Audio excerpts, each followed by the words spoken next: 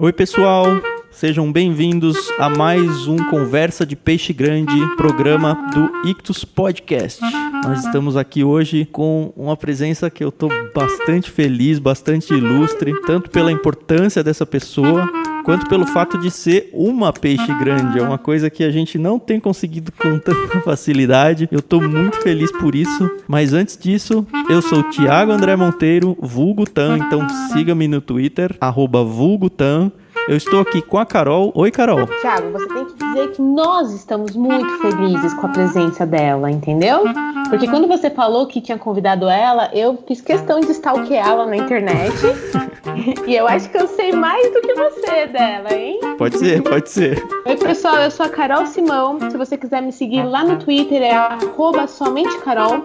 Eu já expliquei essa história pra vocês, então só segue lá, @somentecarol. E quem que tá com a gente, Carol? Vou deixar você com as honras de apresentar. Nossa ilustre convidada, ela é brasileira pernambucana e eu amo o sotaque dos pernambucanos. É a querida Ruth Salviano. Tudo bem, Ruth? Tudo ótimo. Pena que eu não tenho sotaque. Poxa.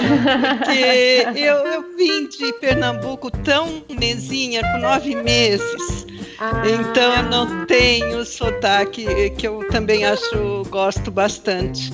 Mas não tenho sotaque, mas eu creio que eu tenho a criatividade, modéstia à parte, um pouco do talento que eu enxergo nesse povo nordestino. Esse Nordeste já deu ao Brasil tantos escritores, poetas, gente boa.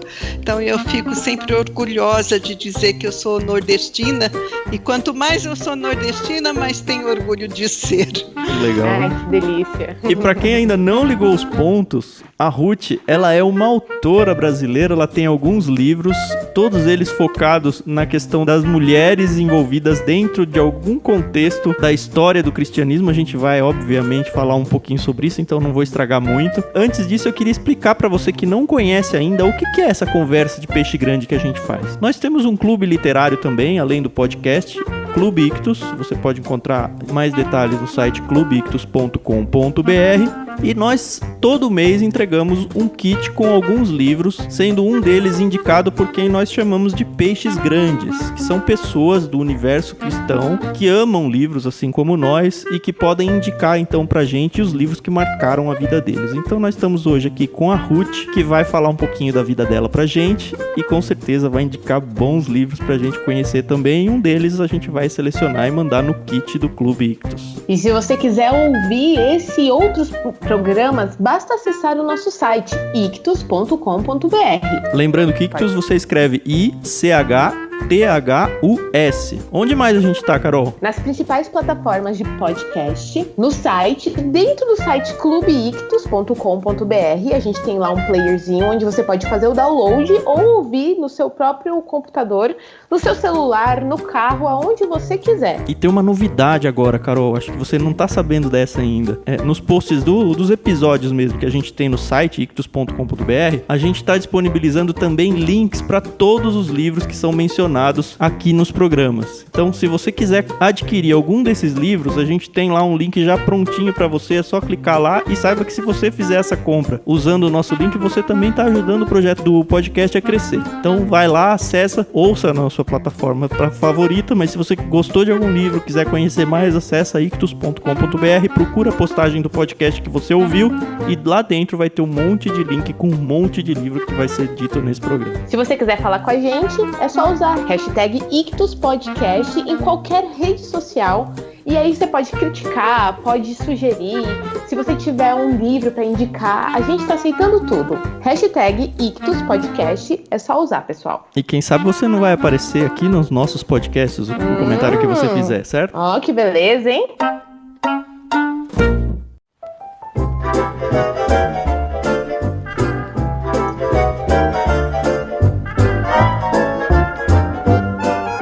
Antes de entrar de fato na conversa, a gente tem que começar a nossa brincadeira de sempre, a nossa brincadeira do dicionário. Como é que ela funciona? Bem simples. Nós temos hoje a Ruth como nossa convidada e cada participante vai escolher um outro participante e falar uma palavra pouco usual do nosso dia a dia. Eu vou desafiar o Tan vai desafiar a Ruth, e a Ruth vai desafiar a Carol. E aí, o que a pessoa tem que fazer com essa palavra aí, Carol? Quando a pessoa receber a palavra, a gente tem que usar dentro do contexto da nossa conversa, tá bom? Mas tem que fazer sentido. Eu não posso simplesmente pegar a palavra e, ai, gente, eu esqueci, a minha palavra é tal, e fazer um trocadilho. Não, tem que caber dentro do nosso contexto. E se não conseguir? Se não conseguir, a gente tem que pagar uma pequena prenda, e aí a gente tá preparando aí um trava-línguas bem legal pra pessoa. Mas não vai ser o caso da Ruth, né? A Ruth é autora, Exatamente. super erudita, é bem mais fácil a gente não conseguir fazer aqui o uso da palavra. Com certeza.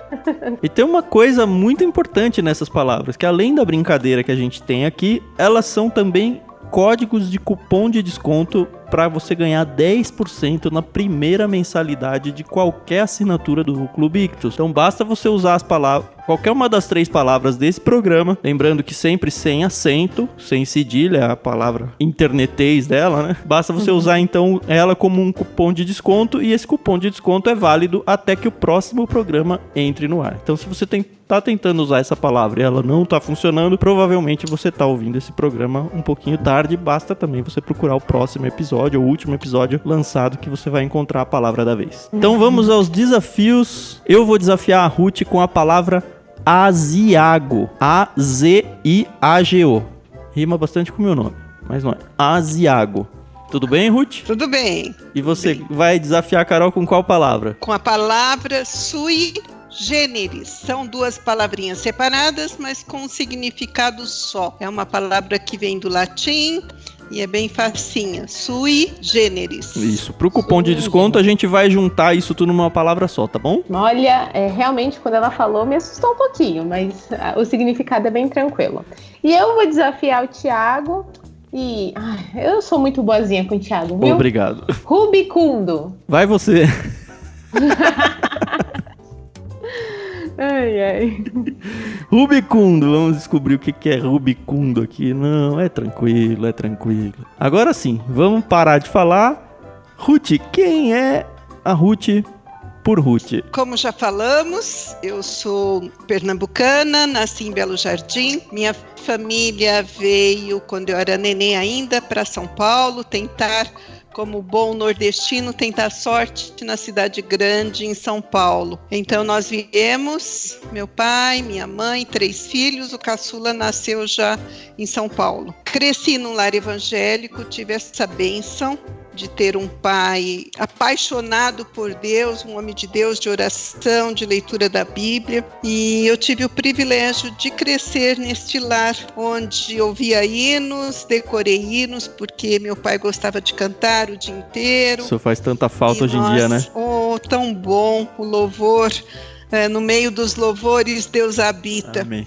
Então foi um lar muito bom de passar na porta do quarto dos meus pais e ver meu pai ajoelhado, sempre orando, culto doméstico. Foi uma época muito boa, muito gostosa. Agora nós estamos numa época mais aziaga. Nossa, já gastou assim rápido.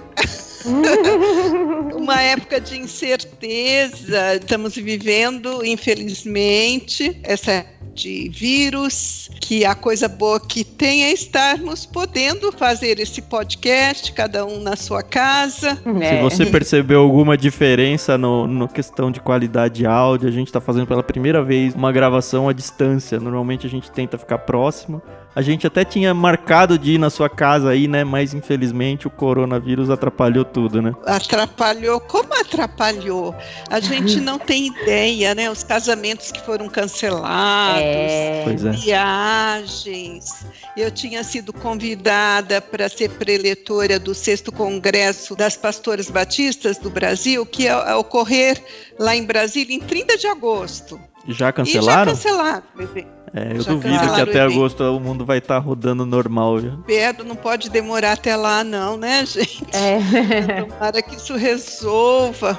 Amém. Resolva antes. Mas é isso daí. Eu fui professora da Faculdade Teológica Batista de Campinas porque cresci em São Paulo, trabalhei, estudei, casei, tive os 2 filhos mais velhos, O caçula, assim como o meu irmão nasceu em São Paulo, o meu caçula nasceu em Campinas já nasceu aqui. E eu creio que foi por Deus esse direcionamento para virmos para Campinas. Meu esposo, Biratã, ele foi transferido para Campinas para abrir uma agência do banco que ele trabalhava, era bancário, e isso me abriu portas da faculdade teológica. Eu acredito que eu em São Paulo não teria tido essa oportunidade, porque eu era de uma igreja pequena, de periferia de São Paulo, e aqui eu pude lecionar, quase 20 anos eu lecionei na Faculdade Teológica Batista. E qual que é a sua área? Muitas matérias. A minha área é história, né? Eu sou licenciada em estudos sociais e minha área é história e geografia. Lecionei geografia bíblica, história dos batistas, história do cristianismo e metodologia da pesquisa, filosofia da religião, apologética. Faculdade pequena, a gente faz de tudo. Eu sou formado em seminário pequeno também, é isso aí. Todo semestre é uma loucura para conseguir encaixar os professores, né? É isso mesmo. E aí eu senti vontade de fazer teologia, porque eu estava numa faculdade teológica e foi uma coisa bem... Vou dar uma colher de chá aqui para Carol. Foi uma coisa bem sui generis. Puxa, eu ia falar isso. Perdeu, Carol, perdeu. Arruma outro. Porque o que aconteceu? Uma coisa assim única. Eu era professora e aluna. Eu acho que foi o único caso na faculdade. Uau. Ao mesmo tempo? Ao mesmo tempo. Que legal. Os alunos respeitavam, assim, a autoridade? Sim. Era muito gostoso. Mas é porque você era rígida, não? Não. É que eu ficava mais pertinho deles, trocando ideias. Foi muito gostoso. Fiz viagem missionária com eles. Então, me aproximei mais dos alunos. E um período eu estava lá lecionando uma matéria, no período seguinte eu estava sentada como aluna. Como é que você fez para passar das matérias que você estava dando aula? Então, isso que foi bom, porque essas matérias eles nem exigiram que eu fizesse prova, nada. Lógico, né? Eu consegui fazer o bacharel em teologia, que era 4 anos, consegui fazer em 3. Por causa 3 anos. Legal. Eu eliminei todas as minhas introduções de estudos sociais, introdução à filosofia, à psicologia, o português, e eliminei as matérias que eu lecionava também, que eram bastante, eram muitas. Aí consegui em 3 anos, e aí me deu assim um vigor, foi na época certa, preparada por Deus, que eu emendei tudo. Eu terminei o bacharel, comecei mestrado. Do mestrado eu fiz uma pós-graduação, fiz um curso de inglês e falei, é agora ou nunca. Olha que legal, realmente, em sui generis, hein? Bem sui generis. Valeu isso daí? A produção decide. Mas foi aí que também me despertou a paixão pela história das mulheres. Era aí que eu queria chegar, Ruth. Eu conheci você através do seu livro. O livro foi Uma Voz Feminina da Reforma, que fala de Navarro. É Margarida de Navarro, é isso? Margarida de Navarro. E assim, de Navarra. É, de Navarro. Eu nunca, já estava um tempo no seminário, eu nunca tinha, assim, ouvido falar da ideia de um livro que focasse num personagem feminino e, assim, se você for olhar para a história da Reforma, é quase um personagem secundário, assim, né? Da mesma forma como a gente mandou no clube, já tem 1 ou 2 meses, um livro da Edith Schaefer, onde todo mundo exalta o Francis Schaeffer, a comunidade Labrie. E assim, as mulheres normalmente elas vão trabalhando por trás dos panos e ninguém dá o devido crédito. Eu acredito que esse trabalho que você fez, não só nesse livro quanto nos outros, você tem já 3, 4 livros, não é? São 4 publicados e 5 escritos. Todos eles focados nessa questão de tentar encontrar uma personagem feminina dentro de algum contexto da história do cristianismo, onde ninguém presta atenção. Provavelmente é isso, né? Vocês sabem que eu mesma fiquei admirada. Eu estava pregando numa igreja presbiteriana e falando sobre essa história das mulheres, e eu disse assim, eu lecionei história do cristianismo várias vezes, eu nunca citei uma mulher na história do cristianismo. Eu não citei porque nós temos uma história positivista que ela fala só dos grandes feitos, dos grandes personagens. E a mulher não é relevante que se fale dela. Ela sempre está associada aos grandes homens. É a irmã do rei, é a amante, é alguma pessoa, a mulher do reformador, aí ela pode ser citada. E ainda é citada en passant, assim, né? Exatamente, são linhas, no máximo parágrafos em português que a gente acha. Então eu fiquei até assim pensando, gente, eu nunca falei, por quê? O material que eu usava não falava, tinha o livro do Justo Gonzalez, que trazia, sim, algumas mulheres, principalmente na igreja primitiva, mas o conteúdo também era tão denso, tão, assim, grande, que não tinha tempo. Eu tinha que falar, na Reforma eu tinha que falar de Lutero, de Calvino, de Zwinglio, de Knox, então não sobrava tempo para eu encaixar mais ninguém praticamente. Então as mulheres ficavam de escanteio mesmo. E da onde surgiu tanto a ideia, quanto assim, como foi a coleção de material de estudo para você produzir esse conteúdo em português? Não foi fácil não. Uma vez eu estava preparando uma aula, eu ia falar sobre Calvino, e aí eu peguei mais material, biografia dele, e quando eu comecei a ler a biografia dele, eu vi que ele foi perseguido lá em Paris, por conta de um sermão que disseram que ele tinha sido o autor, não que ele tivesse pregado, mas que ele era o autor, e ele foge, e aí ele encontra refúgio na corte da Margarida de Navarra, que o abriga. E aí eu falei, puxa, eu encontrei uma mulher, eu quero saber mais. Era uma amante das artes, uma pessoa da época do Renascimento que apoiava os escritores. Esse foi o primeiro livro que você escreveu? Esse livro foi a dissertação de mestrado. Tá. Eu já fui para o mestrado com essa ideia, eu vou escrever sobre a mulher na Reforma. Tentaram me dissuadir, escreve sobre a mulher de hoje, eu sempre respondia não, eu fico triste.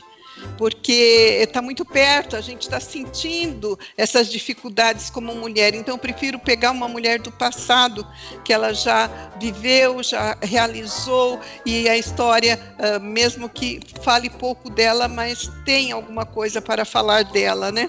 E fui à luta. Na época, um colega que tinha sido diretor na Faculdade Teológica onde eu lecionava, ele estava fazendo doutorado em Liverpool, na Inglaterra. Conversei com ele, mandei uma biografia de livros em inglês sobre ela. E ele vinha para o Brasil, ele tirou xerox, na época podia, ele tirou xerox dos livros completos. Uau. Biografia de 1800 e bolinha, no inglês arcaico, difícil. Então não é assim uma situação brasileira não ter essa informação. Não. Eu peguei assim um calhamaço de folhas, de xerox com as biografias dela. Mas é incrível que você pega a biografia de Margarida de Navarra, mas fala muito mais do Francisco I, que foi o irmão dela, do que dela. Uma biografia que é dela.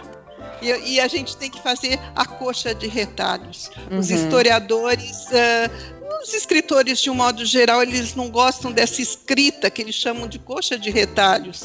Mas eu falo que a história das mulheres é uma coxa de retalhos, porque a gente tem tão pouco material para pensar, para citar uma frase aqui, outra colar, que acaba sendo difícil mesmo. Em português, nós temos um único livro que foi traduzido do francês, que é do D'Albinès, é a História da Reforma, são 6 volumes, e ele dedica um primeiro volume à história da Reforma na França.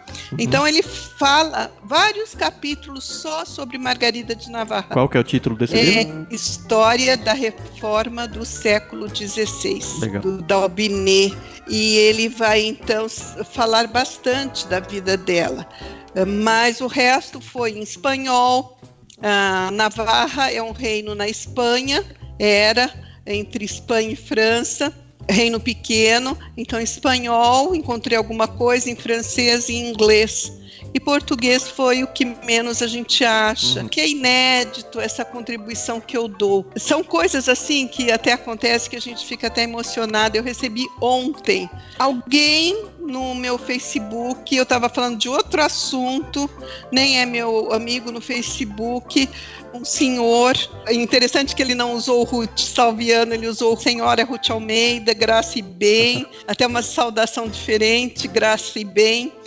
Aí ele disse o seguinte: eu estava passando no centro da cidade onde eu moro, aí eu vi depois que é Joinville, e eu me deparei com o seu livro Vozes Femininas no Início do Cristianismo, e eu estou maravilhado a cada página que eu leio da pesquisa. Gostoso.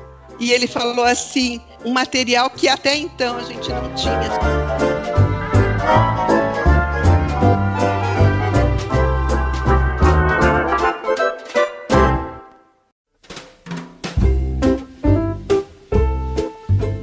Você acha que você é a pioneira no Brasil? Hoje em dia, não só a pioneira, mas a única que escreve nesse contexto, assim? Tem mais mulheres escrevendo, mas eu acho que eu sou a pioneira porque eu comecei em 2004 com uma voz feminina na Reforma de uma forma independente, né? Então, já são 20 anos desde 2000 que eu pesquiso e, principalmente agora, com os 500 anos da Reforma, apareceram mais livros sobre mulheres na Reforma, sobre a primeira-dama da Reforma. Então, fala um pouquinho quais são os livros que você tem. Então, primeiro foi esse, Uma Voz Feminina na Reforma, ele foi publicado de forma independente em 2004. Eu falo sobre a participação da Margarida de Navarra na Reforma Francesa. E em 2010, a editora Agnus assumiu, vamos dizer assim, me bancou, né? Sim. Aí, em 2010, eles fizeram uma outra edição, bonita, mais completa, esse mesmo livro. Em 2012, foi publicado Uma Voz Feminina Calada pela Inquisição, que aí eu já vou para a Idade Média, e na Idade Média eu falo sobre um grupo de mulheres chamadas beguinas, que elas não tinham voto, não cumpriam voto, mas elas se ajuntaram para servir o pobre, o necessitado. Elas banhavam leprosos, elas acolhiam as prostitutas, e o pecado maior, elas começaram a ensinar o povo na língua do povo, que era um pecado terrível, porque a língua sacra era o latim. Só se falava de Deus na língua sacra. E elas foram martirizadas, não? Então, a que eu conto, Marguerite Porrette, ela é queimada pela Inquisição, porque ela escreve um livro falando da caminhada da alma. Há alguns meses a gente mandou o livro dos mártires. A gente até gravou um podcast lá com o pessoal do Irmãos.com, o literário. E tem várias histórias com mulheres envolvidas. E aí você percebe que não foi um negócio só os homens, só os líderes religiosos, todo mundo sambava ali, né? Esse livro eu usei quando eu falei das mártires da igreja primitiva, porque aí depois desse da Inquisição eu escrevi o livro que ganhou o prêmio Areté 2015, que foi Vozes Femininas no Início do Protestantismo Brasileiro. Já trouxe pra cá. Aí eu falo do nosso Brasil. Aí eu falo do período do Império de Dom Pedro II, da escravidão. Todos os meus livros, um texto de época para situar o leitor. Depois eu falo sobre o papel feminino. Este do Brasil, eu falo do início das denominações no Brasil, das primeiras denominações protestantes, das perseguições, da forma de culto, da doutrina.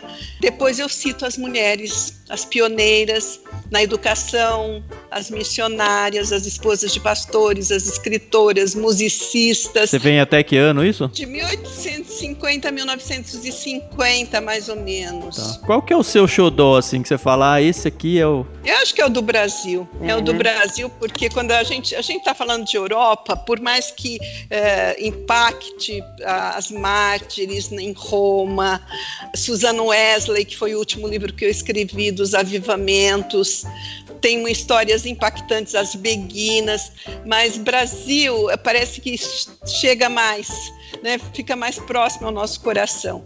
Falando da Noêmia Campelo, lá no meio dos indígenas. Eu gostei bastante, pena que eles diminuíram a tiragem, ele esgotou rápido. muito rápido.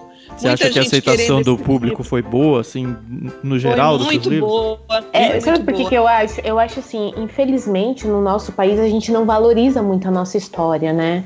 Então, é muito complicado, é muito difícil você encontrar uma pessoa que realmente esteja disposta a enriquecer, né? Contar com detalhes sobre as denominações, não só sobre as mulheres, mas contar de uma forma geral o que nós vivemos aqui, né? A gente não dá o devido valor para os nossos historiadores. Não sei nem se é só os autores, os leitores também. Não sei se eles demonstram interesse naquilo que eles deveriam se preocupar. Nós temos uma personagem, uma metodista, Eula Kennedy. Ela foi filha do missionário Kennedy, que ele diz que foi o homem que mais ganhou almas para Jesus aqui no Brasil. E ela foi convidada para escrever a história do metodismo no Brasil. Ela escreveu o livro do Meu Velho Baú Metodista, mas chegou uma hora que ela ficou tão desanimada com os comentários das pessoas da própria igreja dela que falavam: esse negócio de ficar falando do passado, pra que isso? Ora, nós temos a Bíblia é o livro do passado, né? Sim, é o livro que traz a história do povo de Deus. É tão feio isso. E pra quem é da história, das humanas, esse negócio deve dar uma raiva danada, né? As pessoas que... o pior, assim, as pessoas que reclamam... E foi interessante que você falou que foi até da sua própria igreja, né? Não foi, tipo, na internet. As pessoas não ficam nem rubicundas de ficar tendo uma ideia ruim, assim, né?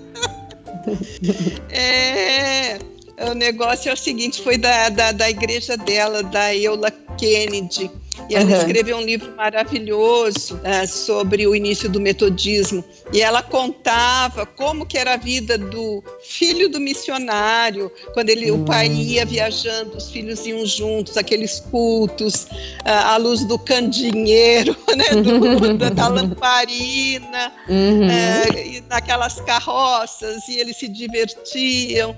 Então eu acho tão gostoso isso, essa história que não está tão longe, né? Eu falo de 1850 até 1950. Que a gente sente, né? Porque quando a gente vai estudar na escola, sei lá, até quando a gente estuda a Bíblia, assim, a gente lê uma coisa tão distante que às vezes parece até como ficção, né? A gente não se liga que de fato isso aconteceu, assim, não sente no sangue isso. E aí quando a gente conta história de gente aí, você falou chegou em 1950, meu pai tava nascendo, sabe? É um negócio que você fala, pô, tava aí, né? Avancei um pouquinho mais do que isso, quando eu caminho, por exemplo, eu escrevi sobre Beth Antunes de Oliveira, que ela muda o marco inicial batista no Brasil com as pesquisas dela, e ela morreu há uns 2-3 anos atrás. Quando eu escrevi o livro, ela ainda vivia. E foi tão emocionante a foto dela lendo meu livro que fala dela. Que legal. Né? É impagável. Então ela ficou emocionada de ver aquilo. E eu fiquei mais emocionada ainda, né? De ter proporcionado essa alegria para ela. Porque foi uma mulher incrível, persistente. Ela ficou 50 anos em Manaus como esposa de pastor, na periferia. Quase que morre de febre amarela, os filhos. Então é muito gratificante a gente... É importante. Jesus, quando ele é ungido por aquela mulher, ele diz assim que o que ela fez deveria ficar na história, deveria ser contado para a memória dela. Para a memória dela. Mais, né? E é impressionante então, que a própria Bíblia, sendo escrita no Evangelho, né? Sendo escrito numa época toda patriarcal ainda, o quanto de espaço se dá para a importância da mulher na própria história de Cristo. Se você for voltar para o Antigo Testamento, a sua Xará, Ruth, a Esther, e quantas personagens entraram até na linhagem de Jesus mesmo, sabe? É um negócio que não faz sentido o mundo depreciar tanto, assim. É por isso que eu fiquei inconformada. Eu falei, eu não acredito que as mulheres que serviram a Jesus com seus bens, que foram aquelas que receberam a boa nova da ressurreição dele, aquelas que estavam antes ao pé da cruz, que elas sustentaram Jesus, né? Se você for pensar isso no contexto de hoje, as pessoas falam, imagina uma mulher sustentando um homem. Ela só sustentou Jesus, né? As mulheres. Pois é. E agora simplesmente elas cruzaram os braços depois de Atos e não fizeram mais nada. Não, é verdade. Você falou que tem mais um livro aí no Prelo, que eu não sei o quanto que você pode falar sobre ele, o conteúdo dele, o que você vai abordar. Então, eu me empolguei com o Brasil e eu nem terminei. Brasil foi o livro do Vozes Femininas no início do protestantismo brasileiro. Foi publicado em 2014, recebeu o Prêmio Areté em 2015. Legal, 2017 já estava esgotado. Em 2017 foi publicado Vozes Femininas no Inicianismo, que é o que fala das mártires, das diaconisas, que fala, que muita gente não sabe, das auxiliares de Jerônimo na tradução da Vulgata Latina. Caramba, Mulheres não sabia disso do mesmo. convento de Belém sabiam uma, ele cita, ele escreve, porque como a gente sabe essas histórias, os pais da igreja escreviam sobre essas mulheres que auxiliaram, e ele diz, elas sabem mais, a Paula sabe mais de grego e hebraico do que eu. Ele assume isso. E quem que foi acreditado, né? Quem que a história acreditou, né? Pois é. E ela ajudou, ela incentivou Jerônimo a fazer comentários dos livros da Bíblia. E ele não se sentia capaz, ele não queria fazer. E ela dizia assim, começa com um menor, escreve sobre Filemon, faz o comentário do livro de Filemon. E ele começa e ele comenta sobre vários livros da Bíblia.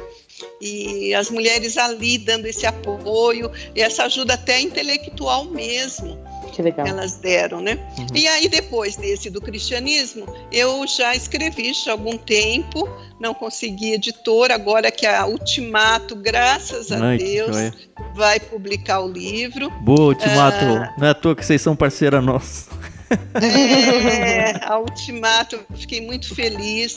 Eles prometeram, não sei se essa coronavírus vai atrapalhar, oro para que não. Olha, eu tô achando que esse corona vai ajudar o mercado editorial, porque as pessoas agora estão tendo que parar a vida um pouco, e uma hora a televisão e o Netflix vão cansar, né? Espero eu.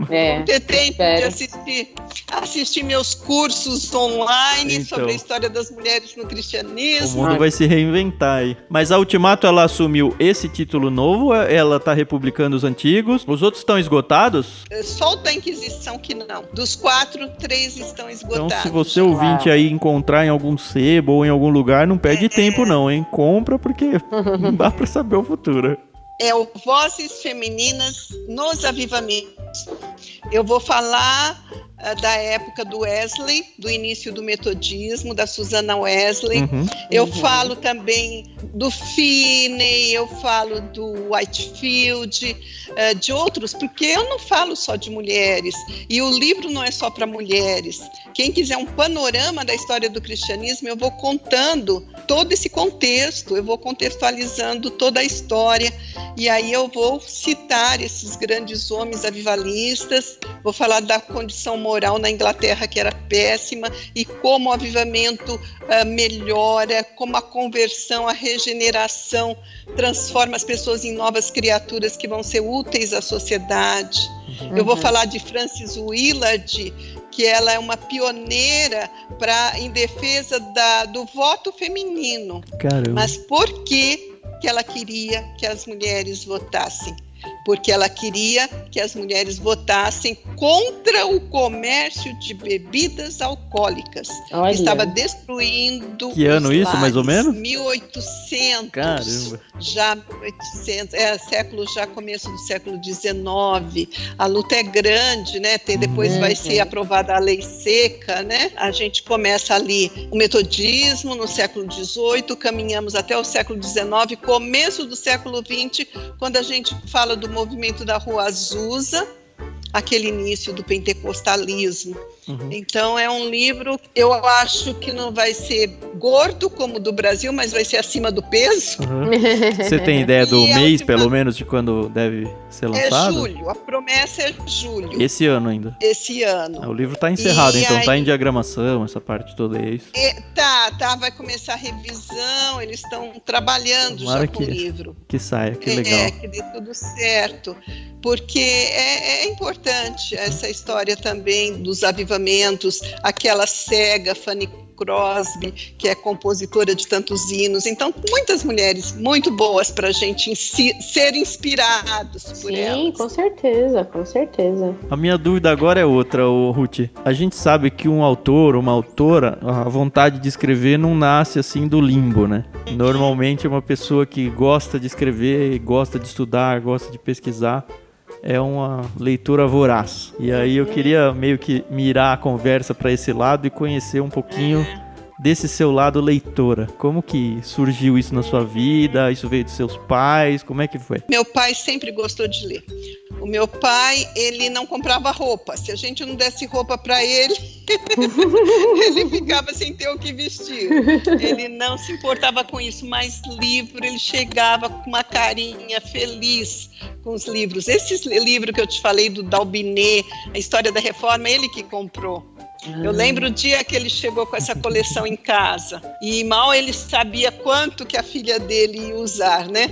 Ele tem toda a história, ele passou para mim toda a história do César e Cantu, a história universal. Então ele gostava muito e eu herdei isso dele. É tão legal ver isso, esse discurso recorrente nas entrevistas, né, Carol? Impressionante. Verdade. Como verdade. o perfil se repete, assim. E mostra só pra gente que se a gente quer fazer uma mudança de paradigma na vida familiar, esse é o caminho, né? Porque praticamente todo mundo que a gente entrevista tem isso. Ah, veio dos meus pais, eu tenho uma boa referência, seja de um pai ou de um outro familiar.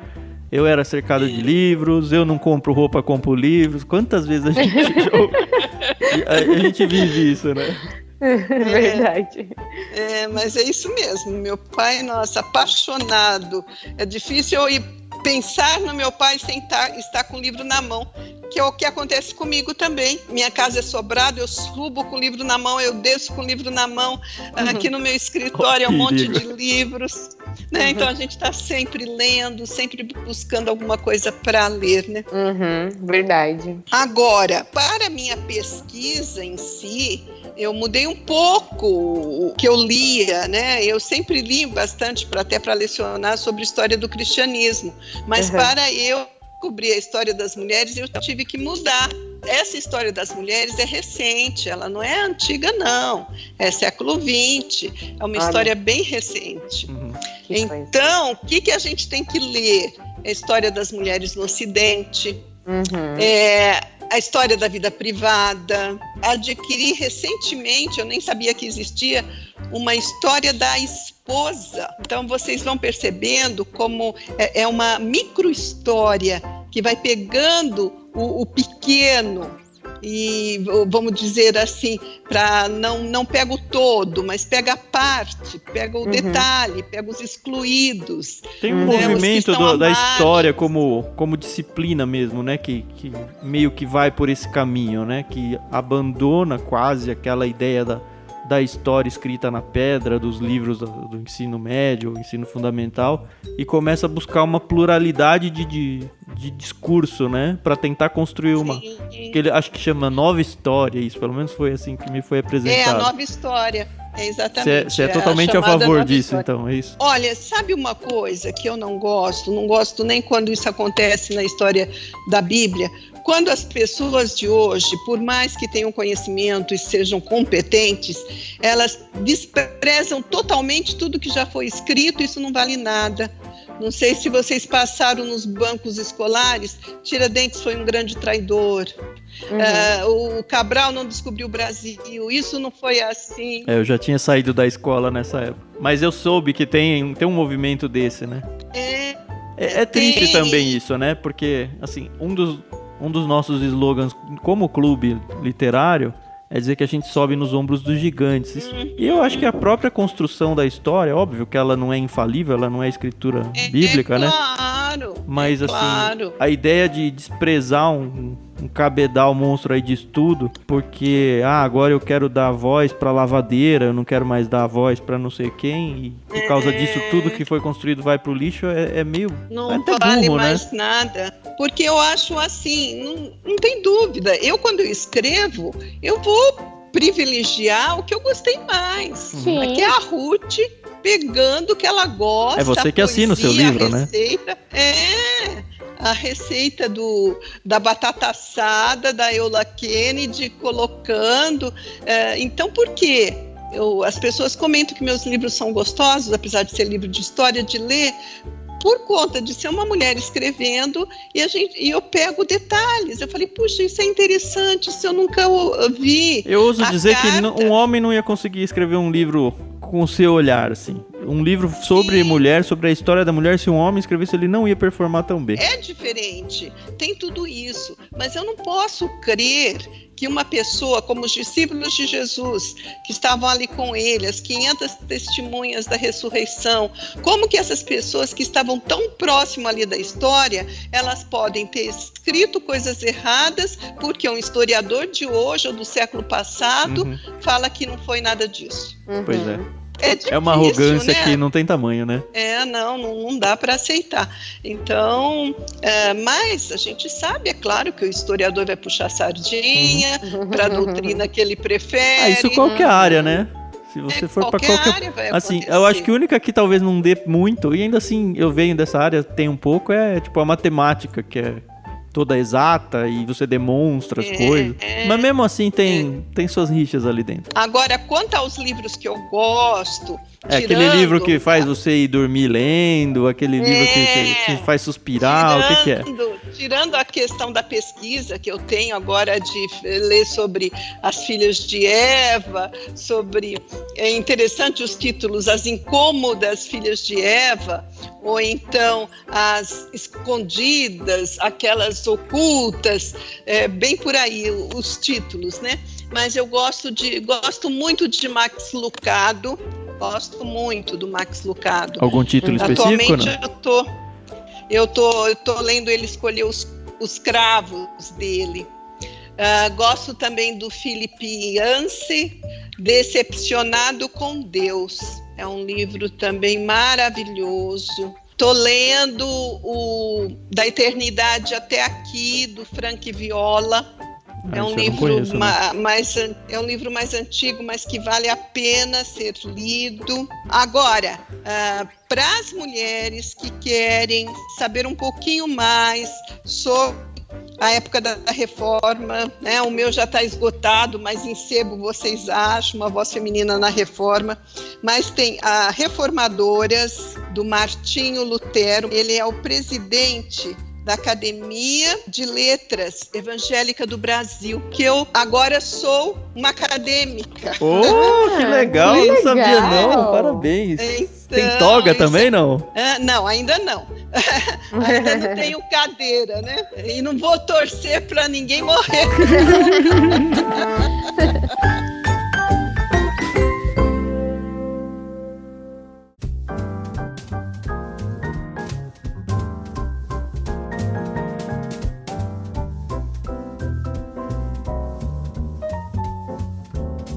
Então, o que marcou mesmo foi o Decepcionado com Deus, do Philip Yancey. Foi um dos melhores que eu já li. Ele vai trazendo desde o Antigo Testamento, como Deus vai trabalhando com o homem, e a gente pode entender porque quem não tem as suas dúvidas existenciais, quem eu sou, o que eu estou fazendo aqui, por que isso, por que tanto sofrimento, por que tanta dificuldade. E uma frase que ele coloca, é uma frase que eu nunca esqueci, ele diz: a vida é injusta, Deus não é injusto.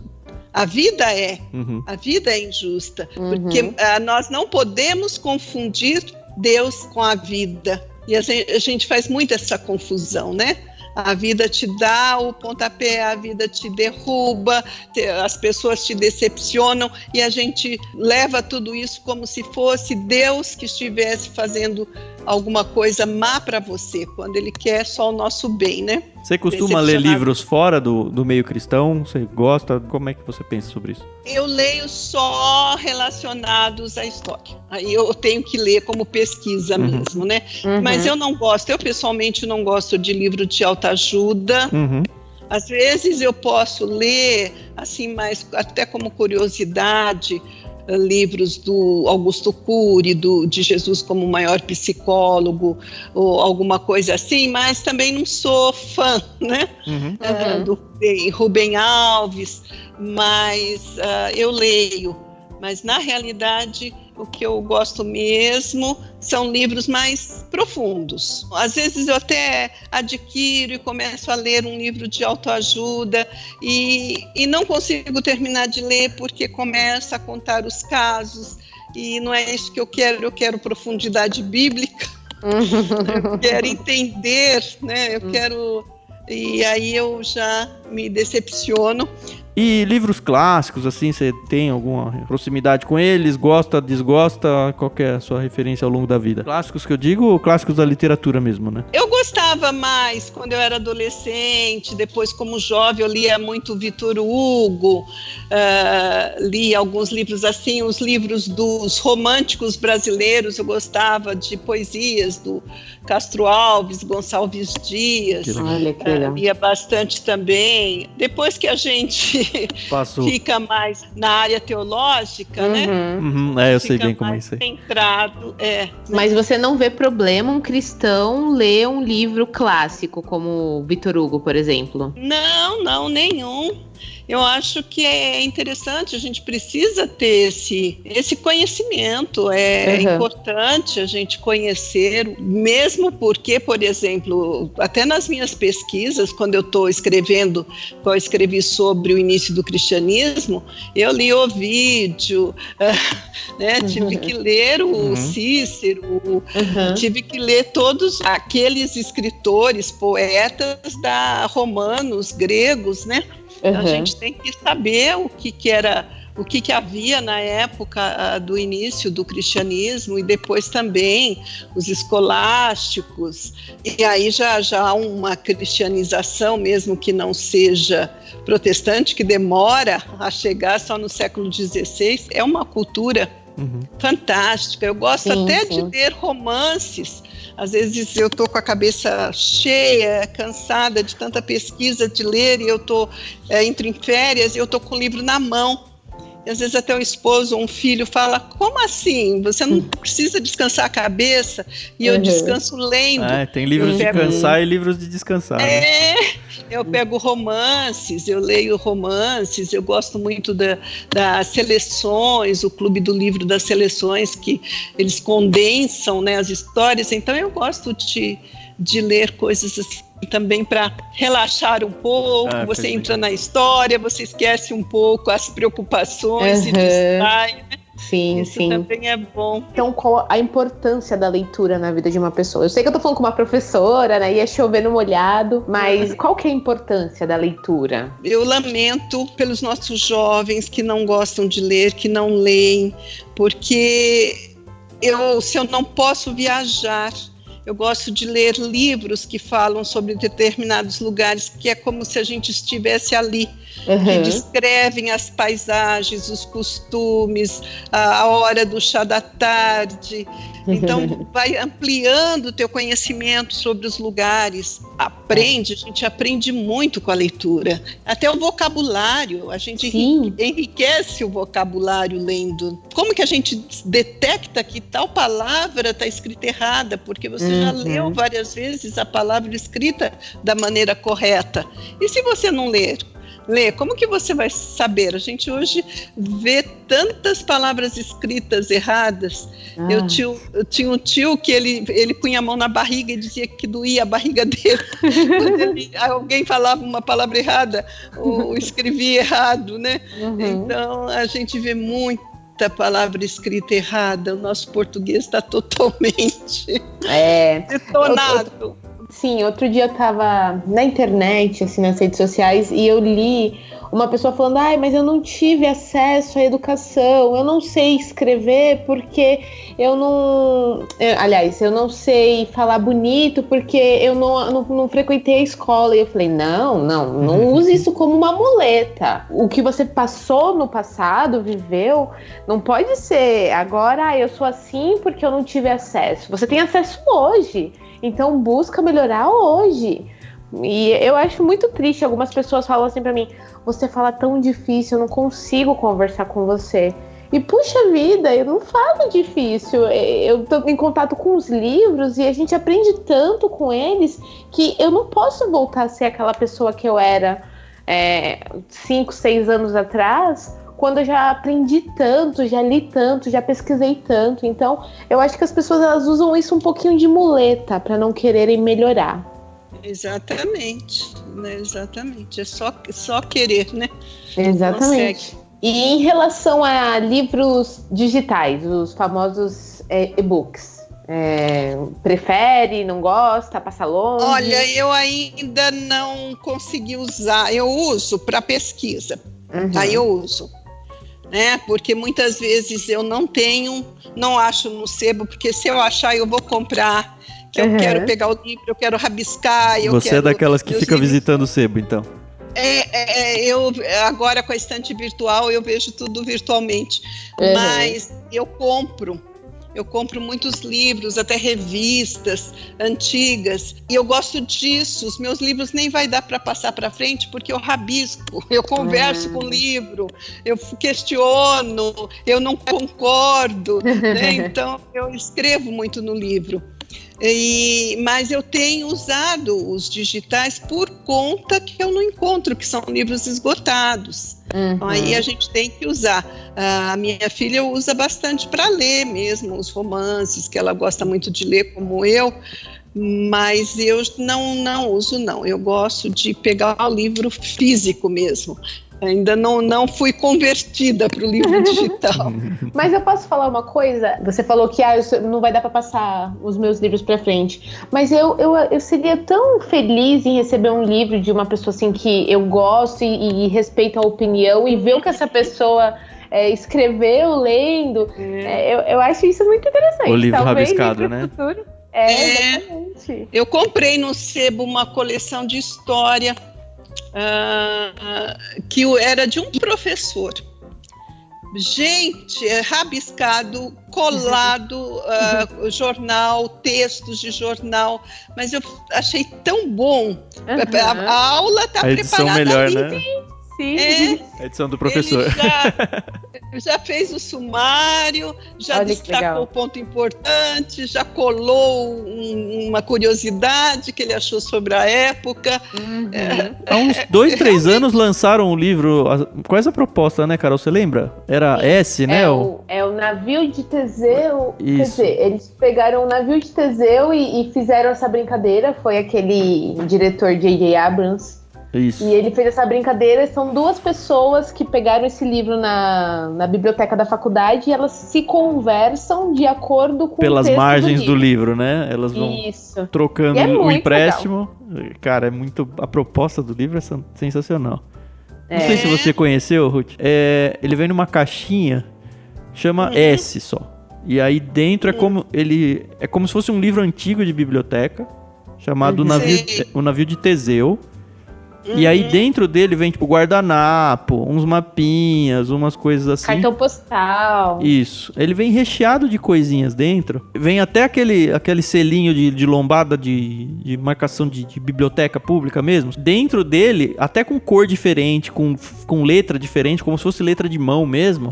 É como se tivesse um menino pegou emprestado da biblioteca e aí tava fazendo o trabalho acadêmico dele e foi anotando no livro da biblioteca nas margens. Aí uma menina pega o livro e aí vê a anotação dele e faz um comentário em cima da anotação dele. E aí ele pega de novo o mesmo livro e retruca o comentário da menina. E aí, assim, o livro inteiro tem a história do livro, a história das margens, os adendos dentro das páginas. É muito bacana. Por exemplo, essa coleção de César e Cantu, a História Universal, foi do meu pai. Ele leu inteiro.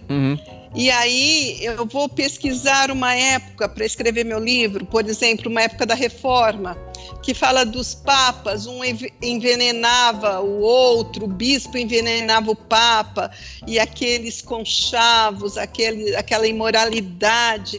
Aí meu pai escreveu, porque meu pai rabiscava também, né? Ele escreveu assim, cobra engolindo cobra. E aí eu escrevo também alguma coisa.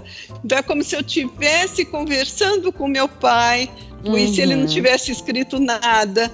eu não saberia, né, o que ele pensou, como ele reagiu diante da leitura. Várias vezes que eu vou escrevendo nas margens do meu livro, eu fico pensando, será que algum dia alguém que não sou eu vai pegar esse livro e vai ler e vai falar, olha, o Thiago pensava isso. Sei lá, né, o futuro reserva aí. Muito, muito, muito obrigado pela paciência, pelo tempo enorme que você ficou gravando com a gente. Até por estar separado aí da família aí pra poder ficar junto com a gente. Tomara que dê muito certo esse projeto com a Ultimato aí. Tomara que dê tão certo que eles relancem todos os livros. Seria ótimo. Então, porque o meu projeto, publicar, já encontrei vários errinhos, a gente corrige, sempre fica alguma coisa. Não tem fim, do Brasil, eu queria fazer essas revisões. O da Reforma e da Inquisição são os únicos 2 que é uma voz. Se vocês separarem, os outros são vozes femininas no início do cristianismo, vozes femininas no início do protestantismo. Você queria unificar isso tudo? Vozes femininas nos avivamentos. E eu quero fazer o da Reforma e o da Inquisição, vozes femininas. Eu quero colocar mais personagens. Como se fosse uma série, né? Dos magrinhos, eu quero fazer os livros mais gordos. Entendi. Né? Tomara que dê certo. Agora mesmo, este ano, se nada mudar, eu vou fazer um congresso que eu vou falar só sobre a participação feminina na Reforma, quinta, sexta, sábado, ou de manhã à tarde. Então, só sobre isso. É um assunto que chega 31 de outubro, que é o aniversário da Reforma. O povo gosta, né? As igrejas sempre reformadas tem um movimento, né? Gosta. Então eu quero ainda, se Deus permitir, se a Ultimato topar esse desafio, vai depender muito de como vai ser o lançamento dos avivamentos. Como vai ser um livro mais denso, pode ficar mais caro. O meu público eu sei que é restrito, porque é pessoa que gosta, eles usam muito meus livros, meus leitores, para escrever TCC, como fonte de pesquisa, né, para monografias. Você considera que é um livro bem acadêmico mesmo? Tudo que eu escrevo tem a fonte. Eu cito mas para quem está ouvindo, eu posso dizer, pelo menos do que eu li, A Voz Feminina na Reforma, tá bem longe de ser aquele livro difícil de digerir no academicismo, eu tô falando. Isso. É um livro super gostoso de ler, você vai, assim, parece realmente que a gente está sentado junto com a Ruth e a Ruth está contando a história pra gente. Às vezes eu falo com os meus alunos, os ex-alunos, que parece que eu estou dando, eles falam assim, parece que você está dando aula. E algumas surpresas boas que a gente tem nessa trajetória. A semana passada, retrasada, me visitou uma leitora que ela mora nos Estados Unidos. Ela já está lá há quase 20 anos, uma pastora lá. Prima dela levou meu livro para ela. Ela leu os 4 livros, leu todos, e ela disse que ela falava para o marido, para o filho, olha, não me perturbem, eu vou ler. E ela ficava lendo, sem parar. Aí ela sentia já meio doída de estar sentada tanto tempo, tinham passado 3 horas, e ela falou isso para mim, você tem esse dom de conseguir. Aí eu fiquei pensando, mas o que eu faço? Eu pego os textos, eu junto, eu faço o gancho. Você é professora, Ruth. Professora tem uma magia de passar as coisas que... Assim, quem tá passando não percebe, mas quem tá lendo... Mas quem tá recebendo é verdade. Graças a Deus por esse dom que ele deu. Quando eu era adolescente, eu gostava muito do Tomás Antônio Gonzaga, que escreveu Marília de Dirceu, naquela época da Inconfidência Mineira, companheiro de Tiradentes. E aí, eu tinha 14 anos, eu era professora de datilografia, meu primeiro emprego, professora. Eu peguei tudo que eu achei de Tomás Antônio Gonzaga, escrevi uma biografia dele, coloquei alguma foto, tinha aqueles álbuns de figurinha, poesia que ele escreveu, a biografia da Doroteia, da Marília de Dirceu, também coloquei a foto, encadernei, cartolina, claro, né? Sim. Papelzinho de seda no meio. E aí deixei em casa, meu pai pegou aquele material, leu, falou assim para minha mãe: que livrinho bom é esse? Aí a minha mãe disse: isso daí é coisa da Ruth. Ela que escreveu. Que legal. E eu fiquei tão feliz que meu pai gostou. Nossa, que legal. Não precisa de ninguém mais para criticar, né? Coisa que a gente nasce realmente, é dom de Deus, né? Que a gente... E eu falei, eu quero usar.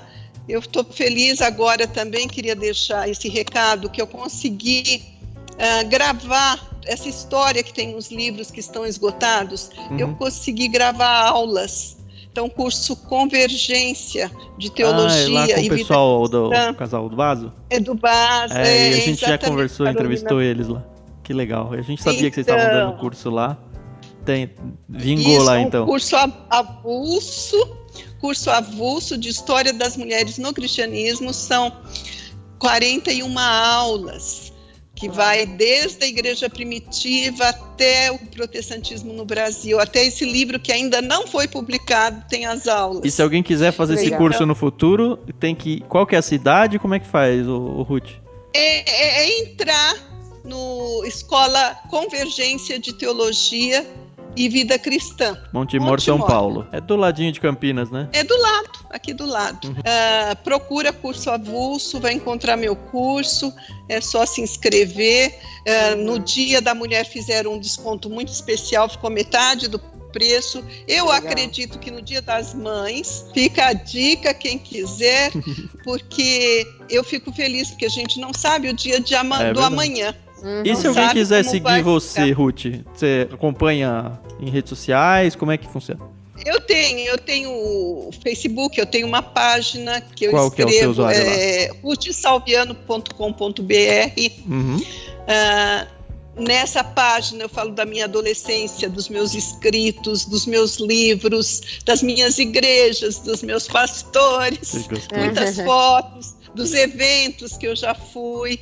Então, a página que eu escrevi com muito carinho, as minhas poesias, que eu também sou poeta. Que legal. Nas horas vagas.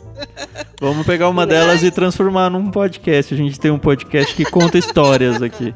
De repente a gente pega um texto seu lá. Eu recomendo aquela Quem é Deus.